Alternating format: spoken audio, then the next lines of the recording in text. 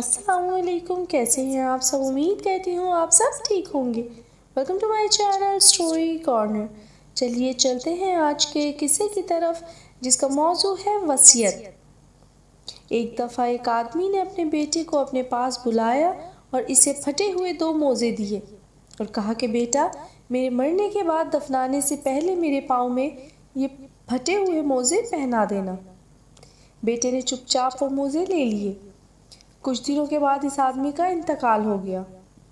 اس آدمی کو غسل دینے کے بعد بیٹا وہ پھٹے موزے لے آیا اور کہا کہ میرے باپ کی خواہش تھی کہ مرنے کے بعد اسے یہ موزے پہنا کر قبر میں اتارا جائے۔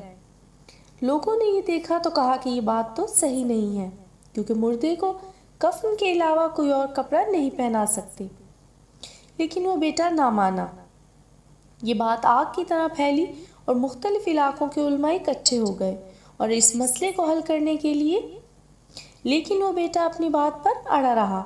کافی دیر کے بعد ایک اور آدمی اس بیٹے کے پاس آیا اور کہا کہ تمہارے باپ نے مجھے یہ خط دیا تھا اور کہا تھا کہ میرے مرنے کے بعد جب سارے پریشان ہوں تب یہ خط میرے بیٹے کو دے دینا۔ چنانچہ بیٹے نے وہ خط لے لیا اور پڑھا۔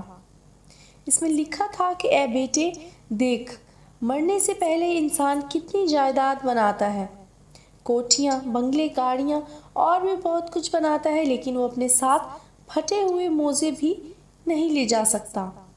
تو پھر اس ساری کمائی کا کیا فائدہ؟ اپنی دنیا سے زیادہ اپنی آخرت کی فکر کرنا اور مال جمع کرنے کے بجائے صرف دین کی خدمت کرنا۔